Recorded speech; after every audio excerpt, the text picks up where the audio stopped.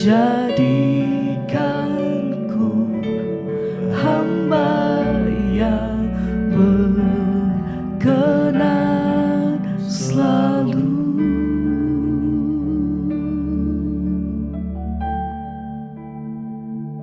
Biar kami selalu terhubung dengan Tuhan. Karena ketika kami terhubung dengan Tuhan, kami terhubung dengan sumber kehidupan itu. Kami terhubung dengan sumber berkat itu. Urapi hamba-Mu yang tidak ada apa-apanya Tuhan, urapi setiap kami. Kami buka hati bagi firman Tuhan dalam nama Tuhan Yesus. Sama-sama katakan amin. Tepuk tangan buat Tuhan Yesus, saudara. Silakan duduk Bapak Ibu, Shalom. Apa kabarnya hari ini? Walaupun ada masalah, tetap luar biasa ya. Jangan cuma kalau nggak ada masalah Tuhan luar biasa, begitu ada masalah biasa-biasa saja. Bertobat ya. Iya, hari ini kita akan sama-sama belajar firman Tuhan. Buka langsung kitab Hagai pasal yang pertama. Saya baca ayat 1, saudara 2 dan seterusnya.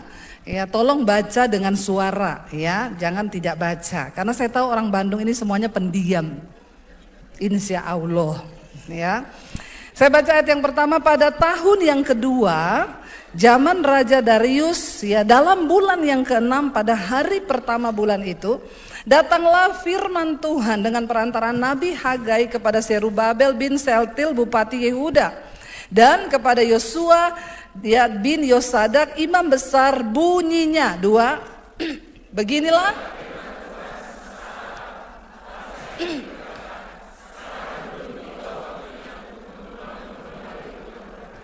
maka datanglah firman Tuhan dengan perantaraan Nabi Hagai, bunyinya 4.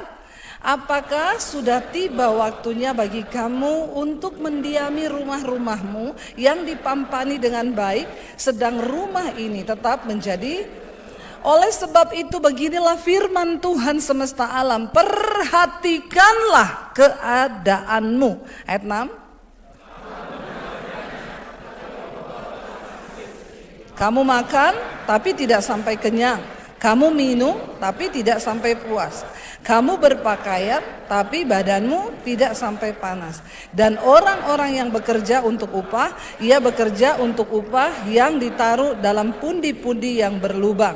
Beginilah firman Tuhan semesta alam, perhatikanlah keadaanmu. Ayat yang berikutnya.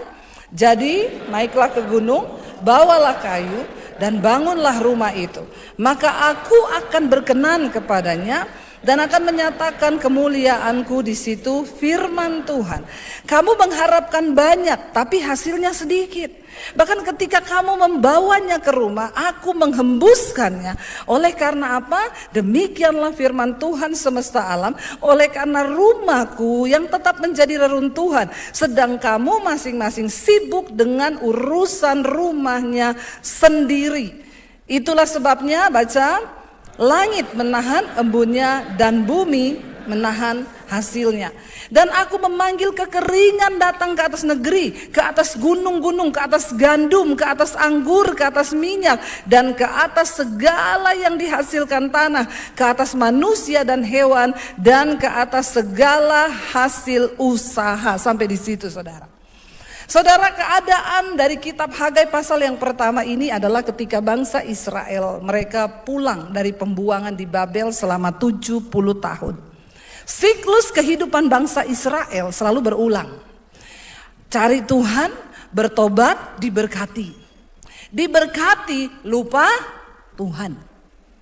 Menyembah berhala, menyembah kedagingan mereka, mengikuti keinginan diri mereka, lalu terkutuk dihukum Tuhan. Ya, keadaannya susah. Lalu ketika susah cari Tuhan lagi, bertobat lagi, diberkati lagi, lupa diri lagi. Itu bangsa Israel.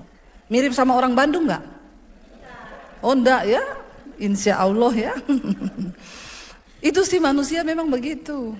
Ya, enggak usah bilang dah. Kadang-kadang kita juga begitu. Kalau udah senang lupa Tuhan.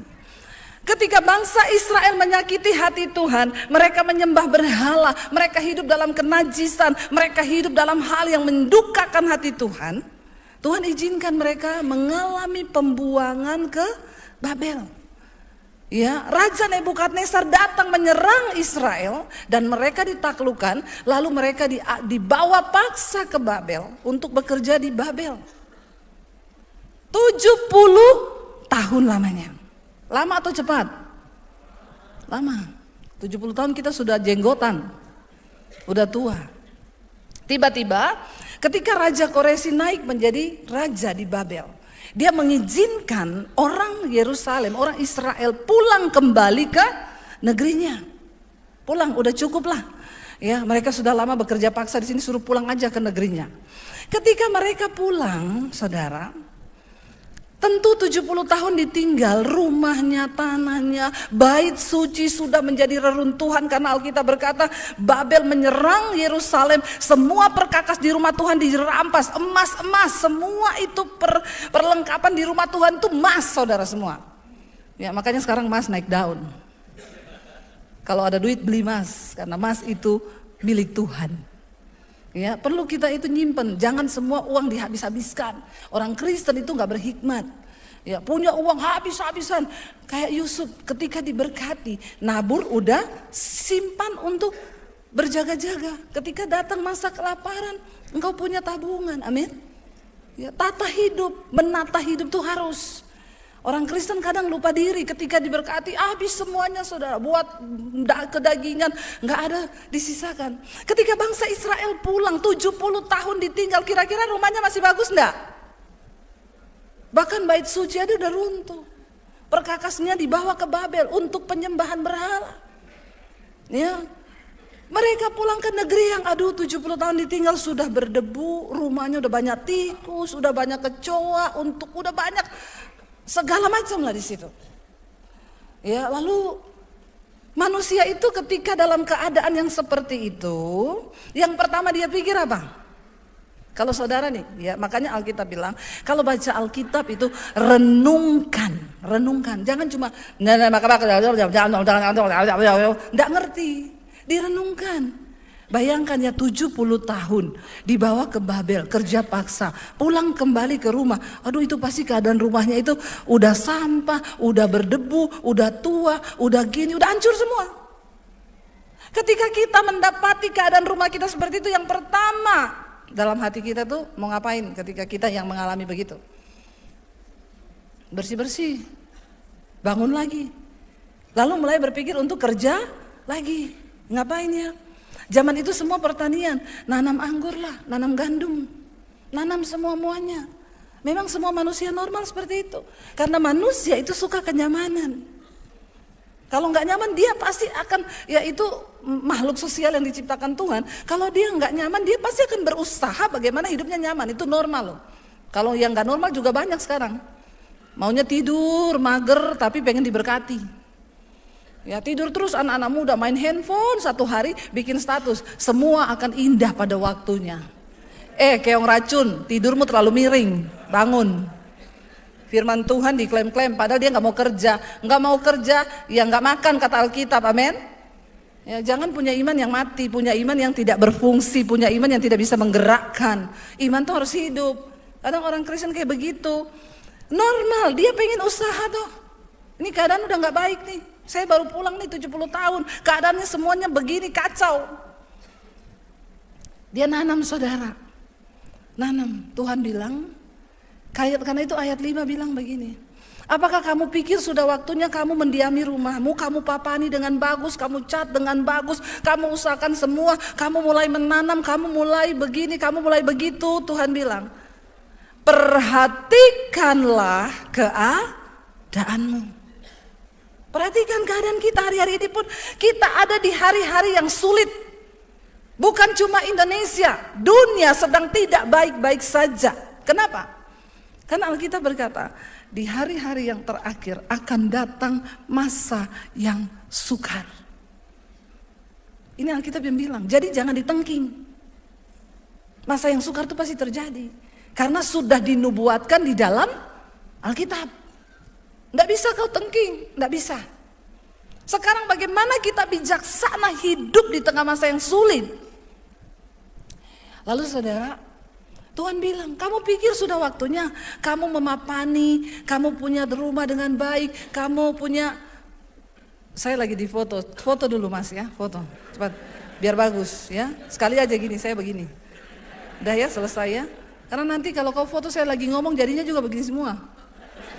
Nanti jelek gitu ya. Udah ya, terima kasih. Kalau lagi khotbah nggak usah difoto. Lalu saudara kembali sampai di mana tadi? Foto. Lalu ya, mereka memapani, Tuhan bilang kau pikir, sudah waktunya kau ngecat, kau perbaiki rumah, kau menanam, sudah waktunya. Sementara rumahku itu kau biarkan menjadi reruntuhan. Zaman perjanjian lama, orang kalau mau ketemu Tuhan harus datang ke bait Allah. Cuma di situ mereka bisa ketemu Tuhan. Ada imam yang masuk ke ruang Maha Kudus, mempersembahkan korban, lalu lewat imam Tuhan menurunkan berkat untuk umat. Dan imam itu masuk setahun sekali saudara. Bawa kambing, domba, orang datang bawa ternak, bawa semuanya ke bait suci. Di situ ada kolam pembasuhan, habis disembelih, dicuci darahnya, diambil lemaknya. Ini buat Tuhan, ini buat imam, dibawa masuk. Aduh, saya bisa membayangkan kalau sampai hari ini kita masih hidup dengan cara begitu. Aduh ya, ribet ya. Itu kambing domba gak cukup untuk dosa orang Bandung. Iya gak saudara? Gak cukup, udah gak cukup. Ya, bahkan pada zaman itu pun itu imam kalau mau masuk dia harus kudus. Saya baca saudara, imam-imam itu kalau besok bertugas di bait suci dia nggak berani tidur, dia takut mimpi basah. Karena besok dia pasti mati di ruang Maha Kudus. Bayangkan itu kekudusannya sampai seperti itu. Ya, jadi dia masuk ke ruang Maha Kudus diikat kakinya pakai lonceng. Kalau loncengnya bunyi berarti masih hidup. Kalau udah nggak bunyi mati ditarik, udah tinggal jenazah. Kalau Yesus nggak datang, sampai hari ini kita masih begitu. Saya yakin di gereja tiap minggu banyak mayat. Ya enggak? Harus siap ambulans di luar. Pemain drum tiba-tiba mati. Bukan cuma pemain drum, pendeta bisa tiba-tiba mati. Karena kita nggak tahu abis tadi malam ngapain, tiba-tiba naik mimbar. Betapa kasih karunia Tuhan itu luar biasa loh. Nah Yesus datang. Dia bilang, Yesus menyatakan diri, aku ini anak domba Allah yang akan menguduskan seluruh dosa manusia. Dulu ketika saya belum Kristen, saya bilang orang Kristen tuh goblok, percaya Tuhan yang mati. Kenapa Tuhannya mati? Kalau Tuhannya Tuhan berkuasa nggak mati dong, turun dari salib. Dia kutuki semua tentara itu jadi kodok, bisa enggak? Sangat bisa. Tapi setelah saya belajar Alkitab, memang ternyata Yesus harus mati. Nah kenapa Tuhan harus mati? Karena perjanjian lama hukum Taurat gak bisa dibantah. Nyawa harus diganti dengan nyawa. Darah harus tercurah. Makanya Yesus disebut anak domba Allah. Satu-satunya alasan yang menyebabkan Yesus disalib itu apa saudara? Yang disalib itu harusnya orang penjahat. Zaman itu belum ada kursi listrik, belum ada pistol. Zaman sekarang hukuman matinya pistol, ditembak mati. Zaman Yesus adanya salib. Tapi yang disalib orang yang benar-benar dosanya itu kebangetan. Mereka tidak temukan Yesus ini tidak memperkosa, tidak mencuri, tidak mengapa. Satu kalimat yang membuat Yesus harus tergantung di salib adalah ketika Yesus ngomong begini. Aku akan merobohkan bait Allah itu. Dan akan membangunnya kembali dalam waktu 3 hari. Bagi orang Yahudi bait Allah itu tempat yang sangat sakral. Kalau ada orang ngomong begitu tentang bait Allah, yang pertama dia dianggap menista Tuhan, kedua menista agama, ketiga menista orang Yahudi. 3 pasal ini kena sama Yesus. Dia harus digantung di kayu salib. Ya, harus. Bayangkan Yesus bilang aku akan robohkan bait Allah ini. Tapi dalam 3 hari aku akan bangun. Mereka tidak mengerti apa yang sedang Yesus ngomong. Kamu gak perlu lagi mempersembahkan darah untuk ketemu Tuhan. Karena tidak ada jalan lain untuk ketemu dengan Bapa selain melalui aku. Darahnya sudah tercurah. Yesus mati. Ingat Yesus bilang sama perempuan Samaria. Nenek moyangmu berdoa naik ke gunung cari Tuhan, ketemu Tuhan. Kami orang Yahudi berdoa di Yerusalem, di bait suci. Tapi akan datang waktunya, kamu gak perlu naik ke gunung. Dan kami juga orang Yahudi tidak perlu lagi datang berdoa di Yerusalem. Karena Bapa menghendaki penyembah benar yang menyembah Bapa di dalam roh dan kebenaran. Makanya saya kalau ke Israel, Jemaat tanya, Bu, kapan ke tembok ratapan? Mau ngapain di tembok ratapan? Mau doa, Bu. Nggak usah kau pergi berdoa di situ, yang berdoa di situ orang Yahudi. Kalau kau berdoa di situ berarti kau tidak menganggap pengorbanan Yesus itu. Mereka masih berdoa di situ karena mereka menolak Yesus. Tempat terbaik berdoa itu Tuhan Yesus bilang, masuk ke kamarmu, tutup pintu. Disitulah kau berdoa. Lalu saudara, ketika mereka ini, makanya penting bagi Israel pada zaman itu harus membangun kembali bait suci itu. Tapi mereka nggak bangun, mereka sibuk bangun rumah, mereka sibuk usaha, mereka sibuk bisnis, mereka sibuk nanam. Tuhan bilang, iya silakan kau sibuk. Kau menabur banyak, tapi hasilnya engkau makan tapi tidak kenyang. Kau minum tapi tidak puas. Engkau bekerja untuk upah, upahnya itu ditaruh dalam pundi-pundi yang bocor, tumpah. Bahkan Tuhan bilang gini, bahkan ketika engkau diizinkan memetik hasil tanahmu, kau bawa pulang ke rumah, Tuhan bilang, aku menghembuskannya, hilang. Makanya Tuhan bilang, perhatikan keadaanmu. Hanya orang-orang yang mau membangun kembali hubungannya dengan Tuhan. Hanya orang-orang yang merasa bahwa ini loh, Tuhan bilang sekarang bait Allah ada di mana? Bukan gedung, bait Allah adalah hidup kita. Dan bait Allah itu kudus, dan bait Allah itu kamu. Kalau kita tahu tubuh kita bait Allah, bagaimana kita masih bermain-main lagi dengan Tuhan? Kau simpan semua dosa dalam hidupmu. Kenajisan, percabulan, kepahitan, sakit hati. Semua dosa ada. Tuhan gak bisa berkati engkau kalau engkau terus membiarkan rumah Tuhan yang adalah hidupmu itu menjadi reruntuhan. Amin saudara. Cari Tuhan dulu. Bangun hubunganmu dengan Tuhan dulu. Karena kalau tidak, mungkin ada di antara saudara yang hari ini berkata, saya itu Bu, saya kerja Bu, banting tulang dibanting-banting loh. Jangan begitu saudara. Karena bagi orang yang dikenan Tuhan, kau gak perlu harus sampai berkeringat. Kalau Tuhan berkenan atas hidupmu saudara, ada banyak hal-hal yang secara supranatural itu Tuhan bisa beri sama kamu. Dan Alkitab bilang, kalau engkau hati-hati bertindak sesuai dengan firman Tuhan, perjalananmu di hidup ini berhasil dan beruntung. Amin saudara. Banyak orang Kristen berhasil, tapi tidak ada untung. Percaya enggak? Percaya. Ada ibu-ibu dengan bangganya, anak saya sekarang Bu, udah S26 kayak Samsung. Bukan S1, S2, S3 lagi, S26 kayak Samsung. Oh iya ya Bu, iya luar biasa. Wih berarti sekarang sukses banget ya Bu. Tapi itu loh saya juga enggak tahu. Enggak tahu uangnya itu kemana. Berhasil, tapi enggak beruntung. Kalau yang engkau kejar hanya keberhasilan, sorry dunia juga bisa kasih. Tapi orang yang dikenan Tuhan mendapat keuntungan. Saya ini mengalami saudara, banyak hal saya alami. Saya cuma terheran-heran, kok Tuhan bikin begini ya, kok begini, kok begini. Saya bahkan gak pernah berdoa minta berkat.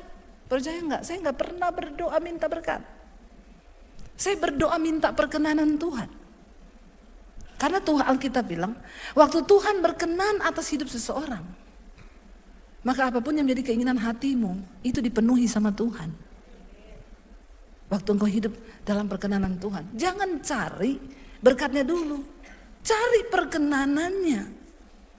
Ya, saya selalu kasih contoh anak saya, 3 anak saya. Yang satu kalau minta sepatu gini, Mam, beli sepatu loh, sepatuku rusak. Iya nanti ya. Ketemu 5 menit di rumah, Mam, sepatu. Iya, lama-lama saya jengkel. Ini kok minta sepatu kayak gini ya, kayak ngerampok. Ya. Kalau yang satu saudara, Mam, aku tuh mau beli sepatu. Kalau Mami ada waktu, kalau Mami ada uang. Ya. Kalau mami ada waktu, sama kalau mami ada uang aja, beliin aku sepatu. Dia baru ngomong gitu saudara, hati saya luluh. Dia dapat perkenanan saya. Nggak usah dia minta. Tiba-tiba dek, mami udah transfer. Beli ya, cari sendiri yang menurutmu yang kamu pengen kayak apa. Tuhan tuh kan kayak Bapa kan. Banyak orang Kristen imannya iman bodoh, minta tok, tapi kelakuannya kurang ajar. Ya, kita aja manusia jengkel kalau anak kita begitu, lagi mana Tuhan? Kejar perkenanan Tuhan. Kejar perkenanan Tuhan. Dia sanggup membalikkan keadaan itu dan kita bisa terheran-heran melihat apa yang Tuhan buat waktu kita dapatkan perkenanan Tuhan. Ketika saya pernah cerita, ketika pandemi, ya benar-benar kami dalam keadaan terpuruk saudara, ya, dan nggak tahu mau bagaimana, ya tapi Tuhan itu luar biasa memelihara kami. Di saat pandemi YouTube saya dimonetisasi. Setelah pandemi lewat, singkat cerita, saya punya tabungan dari YouTube. Dan waktu itu saya tanya Tuhan, buat apa uang ini? Tuhan bilang kamu bangun sekolah misi. Gratiskan orang-orang miskin yang mau jadi hamba Tuhan. Taruh uangmu 2 miliar untuk janji iman pertama untuk pembangunan sekolah itu. Hari itu buat saya 2 miliar itu gede saudara. Tapi ketika Tuhan minta ya kita belajar untuk taat sama Tuhan. Kita kasih. Sebenarnya saya bisa buat pakai yang lain-lain dulu itu. Alkitab bilang carilah dahulu kerajaan Allah dan kebenarannya, semua akan ditambahkan. Bagi Tuhan tuh uang itu kecil saudara. Makanya fokus hidup pun jangan cari uang. Cari Tuhan. Karena uang itu cuma bonus yang akan Tuhan kasih. Orang Kristen banyak salah, dia cari uang terus. Dia gak cari perkenanan Tuhan. Kalau kita cari Tuhan, saat Tuhan minta sesuatu, kita juga bisa dengan rela. Apakah setelah saya kasih 2M yang saya dapat dari YouTube pertama, terus saya miskin? Enggak. Tuhan memberkati kami. Saya gak pernah pakai proposal untuk bangun sekolah misi. Saya gak hubungi teman-teman saya yang kaya. Dalam waktu 7 bulan pembangunan sekolah itu selesai. Bahkan Tuhan memberkati kami. Saya nggak pernah minta rumah, tapi saya bisa beli beberapa rumah. Saya tidak pernah cari semua itu, tapi itu Tuhan kasih. Waktu engkau mendapatkan perkenanan Tuhan, ya, jangan salah beriman sama Tuhan. Bangun dulu rumahku kata Tuhan. Karena kalau tidak, engkau itu bekerja untuk pundi-pundi yang bocor. Engkau menanam banyak tapi hasilnya sedikit. Kau makan gak kenyang, kau minum gak puas. Bahkan ketika engkau membawa hasilmu ke rumah, aku menghembuskannya, hilang semuanya. Makanya ada orang saya gajinya tinggi bu, tiap bulan tuh hampir 30 juta. Tapi gak tahu baru pertengahan udah habis. Kenapa? Anak sakit, mobil ketabrak, ada aja kebocorannya. Bukan bocor tipis, meledak saudara, dihembuskan Tuhan. Jangan gagal fokus. Kejar perkenanan Tuhan. Apa yang engkau berkenan Tuhan dari hidupku. Ketika engkau mau usaha, mau utang, boleh utang, tanya Tuhan dulu. Jangan sembarang berhutang, tanya Tuhan. Supaya nanti utang itu tidak mencekik kamu. Banyak orang Kristen terjebak dalam utang. Kenapa? Ikut emosinya, ambisinya, tidak berdoa, nggak tanya Tuhan. Utang boleh selama kau bisa bayar. Masalahnya kalau nggak bisa bayar bikin malu Tuhan. Ditagih nggak mau bayar, dia bilang Tuhan yang bayar utangku. Pret. Ini keluar pret ini. Ya, orang Kristen model-model begitu juga banyak. Hidup berhikmat hari-hari ini. Kejar Tuhan, kejar isi hati Tuhan.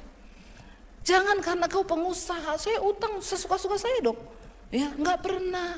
Doa bersama aja, istrimu gandeng tangan. Kita mau ambil keputusan gini, kita doa yuk. Kita tanya Tuhan, boleh apa enggak? Waktu kau berdoa, Tuhan itu rindu sekali bicara sama kita. Tuhan itu rindu sekali menuntun hidup kita. Tapi seringkali dia nggak bisa, karena kita nggak punya waktu dan kita juga memang tidak pernah memberi Tuhan kesempatan untuk bicara sama kita. Kita terlalu sibuk membangun hidup kita, membangun karir kita, membangun bisnis kita. Dan kita nggak pernah kasih Tuhan waktu untuk membangun hidup kita. Tadi malam satu kesaksian dikirim ke saya, dia jemaat YouTube saya. Dia cerita, dia ini tadinya saudara guru TK, tapi dia bilang saya kekurangan Bu karena gajinya sangat kecil.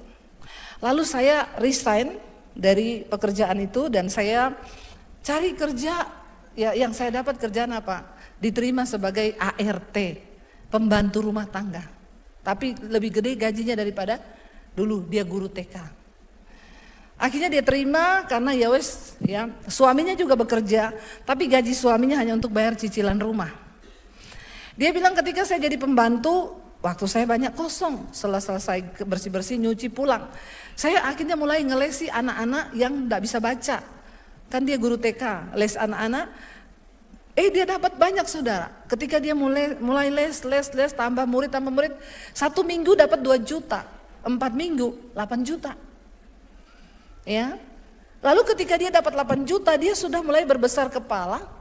Dia pikir semua karena usahanya dia, karena kehebatannya dia. Tiba-tiba di tengah dia mulai sombong lupa Tuhan, tiba-tiba murid-muridnya semua ngomong berhenti dulu, nggak ada murid. Tiba-tiba suaminya gajinya nggak dibayar 4 bulan. Mereka mengalami kesulitan uang. Yang terbersit di otaknya pertama, pinjol. Hati-hati yang suka pinjol ya. Itu menjebak, membunuh, bahkan banyak orang bunuh diri gara-gara pinjol. Dia pinjol pertama 1 aplikasi utang. Bayar cicilan rumah, beres, hidup ini. Dia bilang nanti aku cari lagi les murid, aku bisa bayar. Ya, pertama masih bisa bayar. Kedua terjebak nih, nggak bisa bayar. Dia buka aplikasi pinjol lain lagi untuk pinjol. Singkat cerita 4 aplikasi pinjol dia terjebak. Kalau terjebak bisa dipermalukan di mana-mana. Disitulah dia mulai cari Tuhan. Dia nangis di kaki Tuhan dan Tuhan ngomong, kamu itu terkutuk orang yang mengandalkan kekuatannya sendiri, yang mengandalkan manusia, apalagi mengandalkan pinjol. Bertobat, dia nangis, dia bilang saya cari-cari khotbah di YouTube, saya temukan khotbahnya Ibu Dewi. Saya banyak diberkati, lalu saya mulai ambil doa puasa. Saya merendahkan diri di kaki Tuhan. Saya minta ampun sama Tuhan. Ampuni saya Tuhan.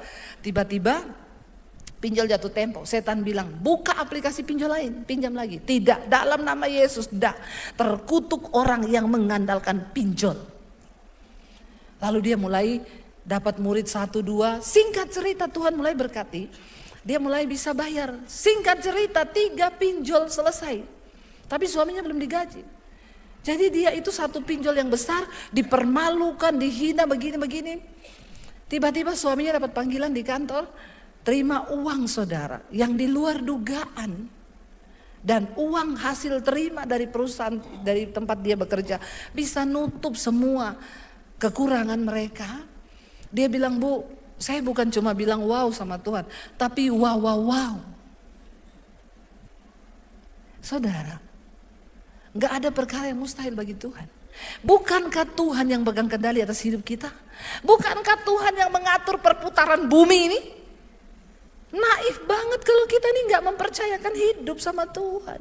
Ada banyak orang Kristen yang kayaknya Kristen ke gereja tiap minggu, tapi dia sombong, dia menentang Tuhan, dan dia gak pernah menyerahkan hidupnya sama Tuhan. Gak pernah menyerahkan keuangannya sama Tuhan. Dia hidup dengan kekuatannya sendiri. Dia pikir aku bisa, aku mampu, aku kuat. Maaf saudara.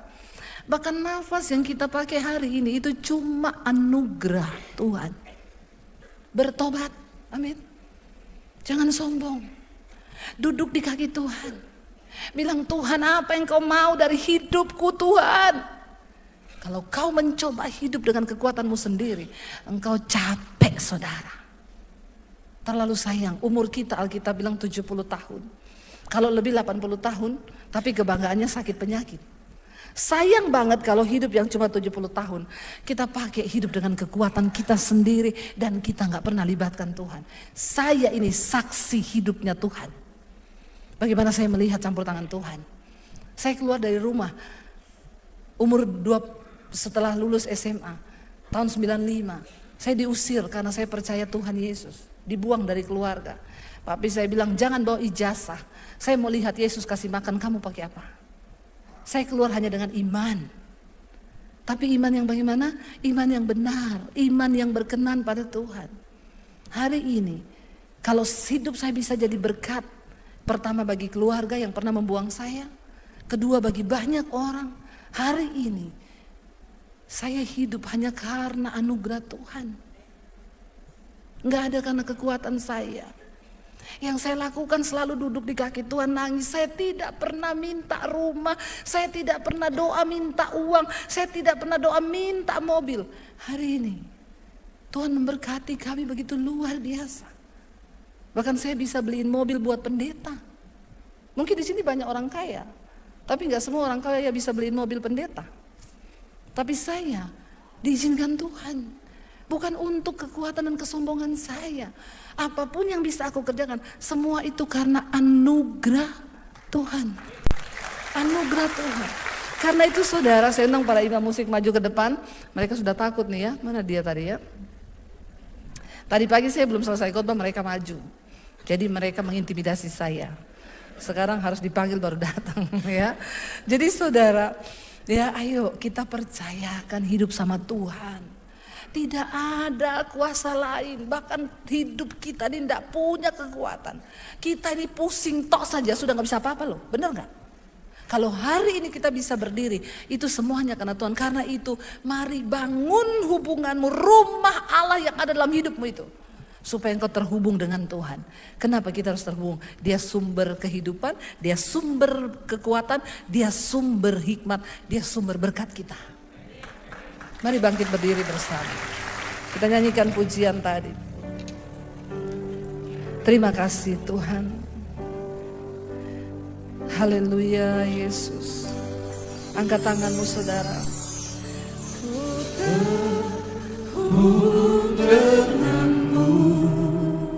Bilang pada Tuhan, kami mau selalu melekat biar firman-Mu itu, yes, biar itu menjadi dasar hidup kami Tuhan. Angkat iman-Mu di hadapan Tuhan. Hadirat Tuhan. Engkau capek ketika engkau mencoba hidup dengan kekuatan. Karena bahkan nafas hidupmu itu cuma pinjaman dari Tuhan. Hari ini datang pada Tuhan. Yesus bilang, marilah padaku hai kamu yang letih, lesu dan berbeban berat. Aku akan beri engkau kelegaan.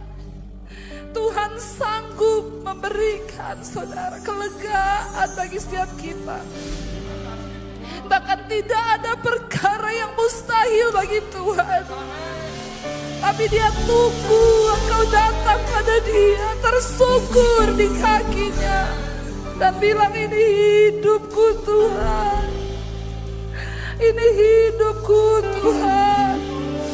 Bahwa kami mengerti isi hati Tuhan, bahwa kami mengerti kehendak Tuhan, bahwa kami Tuhan membangun kembali reruntuhan kehidupan rohani kami selama ini. Kalau ada dosa kenajisan, ada dosa kemarahan, kekecewaan, kepahitan, bahkan iman yang mulai padam hari-hari ini, ampuni kami Tuhan, ampuni kami. Kami mau membangun kembali kehidupan kami. Biar pemulihan terjadi dalam kehidupan keluarga. Tidak ada amarah, kebencian yang akan menghalangi berkat Tuhan terjadi atas hidupmu. Datang pada Tuhan. Haleluya Yesus. Terimalah kiranya berkat, rahmat, anugerah dari Allah Bapa, cinta kasih dari Tuhan Yesus Kristus, penyertaan Allah Roh Kudus yang akan terus menyertai hidup kita mulai dari hari ini bahkan sampai kali yang kedua. Tuhan Yesus datang kembali, nama kita tercatat di dalam kitab kehidupan.